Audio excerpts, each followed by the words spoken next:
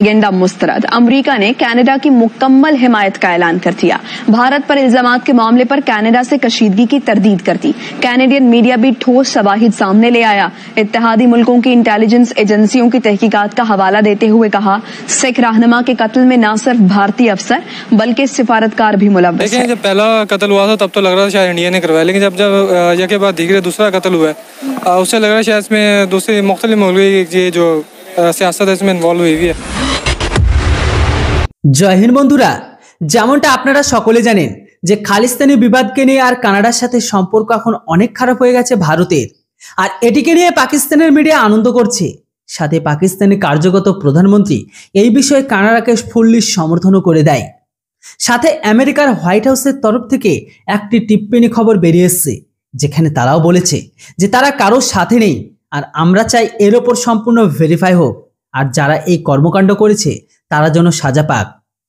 যেখানে ইউএস এর এই স্টেটমেন্টে পাকিস্তান তো অনেক আনন্দ করছে, কিন্তু পাকিস্তান যে সাধারণ নাগরিক আছে যারা কিছুটা হলো আজকের দিনে পড়াশোনা করেছে তারা এটা পর্যন্ত বলেছে যে ভারত তো এটা করেনি। আর যেখানে দ্বিতীয় খালিস্তানি জঙ্গি মারা যায় এরপরে পুরো সন্দেহ এখন অন্যজনের উপর চলে যাচ্ছে। কিন্তু এই বিষয়ে পাকিস্তানের পুরো মিডিয়া এখন এটার উপরও কিন্তু ভারতকেই দোষারোপ করছে। চলুন আপনারা নিজেরাই শুনে নিন। अमेरिका ने कनाडा की मुकम्मल हिमायत का ऐलान कर दिया। भारत पर इल्जामात के मामले पर कनाडा से कशीदगी की तरदीद कर दी। कैनेडियन मीडिया भी ठोस शवाहिद सामने ले आया।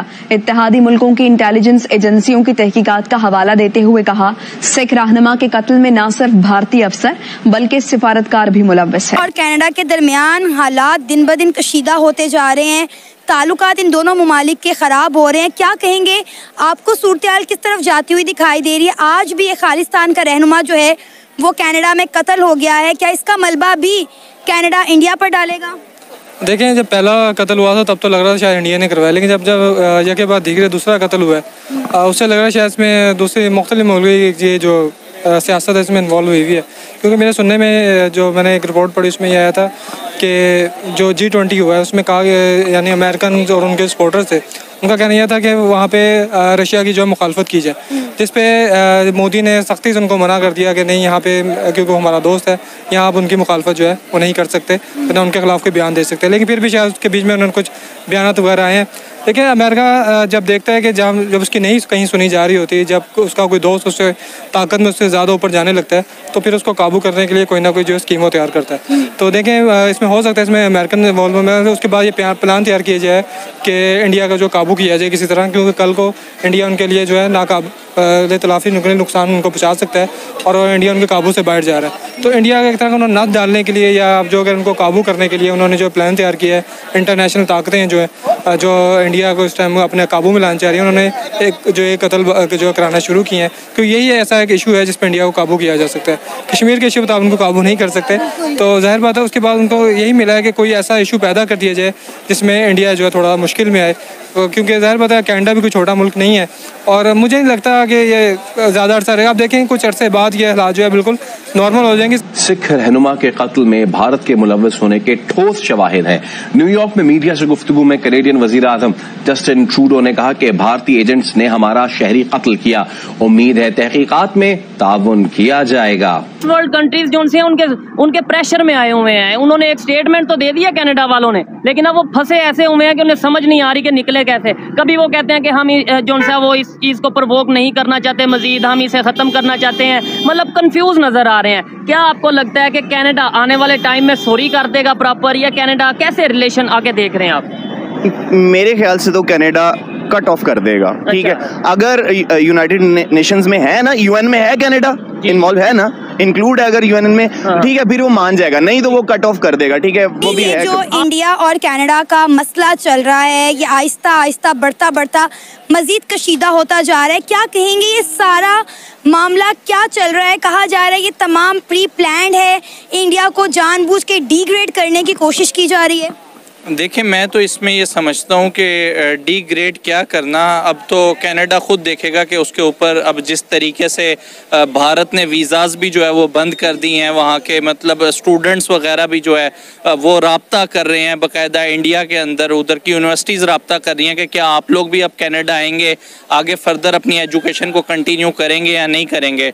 मेरे ख़्याल से अगर बैनुल अक़वामी साजिश भी इसके ऊपर थी या कोई और कंट्रीज़ भी इसके अंदर मुलव्विस थी, लेकिन भारत जो अभी मतलब स्टांस लेने जा रहा है और जो अभी बज़ाहिर नज़र आ रहा है, वो हम यही कहेंगे कि नज़र तो यही आ रहा है कि बड़ा अच्छा जो है वो सबक सिखाएगा भारत और पूरी दुनिया के लिए जो है वो एक सबक बनेगा। और बाकी जो इशू मतलब ये क्रिएट किया जा रहा है स्पेशली खालिस्तान वगैरह का, और इस पे पाकिस्तान ने भी अभी अगर देखें जो हमारे एक्स फॉरेन मिनिस्टर हैं बिलावल भुट्टो, उन्होंने भी मतलब स्टेटमेंट जारी की है। मेरे ख़्याल से जहां अमेरिका की बात की जाए, जहां बहुत से ममालिक की बात की जाए, उन्होंने किसी एक नेशन ने भी जो है वो क्लियर किसी के ऊपर जो है वो स्टेटमेंट नहीं पास की। उन्होंने यही कहा है कि हम इस सिनेरियो को देख रहे हैं, लुक आफ्टर कर रहे हैं और इसको मतलब इसके ऊपर काम होना चाहिए। लेकिन अल्हम्दुलिल्लाह चूँकि हम एक रिच कंट्री हैं, हमें आदत है कि हम दूसरी कंट्रीज़ के मसले मसाइल में बड़े अच्छे तरीके से जो है इन होते हैं, तो हमने फ़ौरन मतलब जो है दोबारा एक दफ़ा फिर एंटी भारत जो है हमने स्टेटमेंट हमारे एक्स मिनिस्टर ने जो है वो पास किया है। और भी बहुत से मिनिस्टर की तरफ से स्टेटमेंट आई है कि भारत देख लें, पूरी दुनिया में जो भारत का चेहरा है वो भारत ने पूरी दुनिया ने देखा है कि किस तरीके से भारत ने वहाँ पे खालिस्तान इशू के ऊपर जो है वो मर्डर किया है कनाडा के अंदर। तो मैं पर्सनली इस चीज़ को समझता हूँ कि हमें इन तमाम चीज़ों से अवॉइड करना चाहिए था। हमारे ने कनाडा की मुकम्मल हिमायत का ऐलान कर दिया। भारत पर इल्जामात के मामले पर कनाडा से कशीदगी की तरदीद कर दी। कैनेडियन मीडिया भी ठोस शवाहिद सामने ले आया। इत्तेहादी मुल्कों की इंटेलिजेंस एजेंसियों की तहकीकात का हवाला देते हुए कहा, सिख रहनुमा के कत्ल में न सिर्फ भारतीय अफसर बल्कि सिफारतकार भी मुलव्वस है। और कनाडा के दरमियान हालात दिन ब दिन कशीदा होते जा रहे हैं, ताल्लुकात इन दोनों ममालिक के ख़राब हो रहे हैं। क्या कहेंगे, आपको सूरत-ए-हाल किस तरफ जाती हुई दिखाई दे रही है? आज भी ये खालिस्तान का रहनुमा जो है वो कनाडा में कत्ल हो गया है, क्या इसका मलबा भी कनाडा इंडिया पर डालेगा? देखें, जब पहला कत्ल हुआ था तब तो लग रहा था शायद इंडिया ने करवाया, लेकिन जब यह के बाद धीरे दूसरा कत्ल हुआ है उससे लग रहा है शायद इसमें दूसरी मुख्तलिफ मुल्क ये जो सियासत है इसमें इन्वॉल्व हुई है।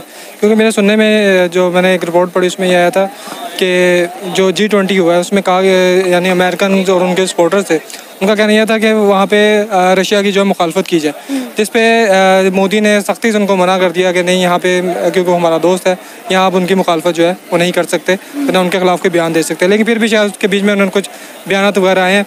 देखिए, अमेरिका जब देखता है कि जब उसकी नहीं कहीं सुनी जा रही होती, जब उसका कोई दोस्त उससे ताकत में उससे ज़्यादा ऊपर जाने लगता है, तो फिर उसको काबू करने के लिए कोई ना कोई जो स्कीम तैयार करता है। तो देखें, इसमें हो सकता है इसमें अमेरिकन इन्वॉल्वमेंट है। उसके बाद ये प्लान तैयार किया जाए कि इंडिया का जो काबू किया जाए किसी तरह, क्योंकि कल को इंडिया उनके लिए जो है नाकाब इतलाफी नुकसान उनको पहुँचा सकता है और इंडिया उनके काबू से बाहर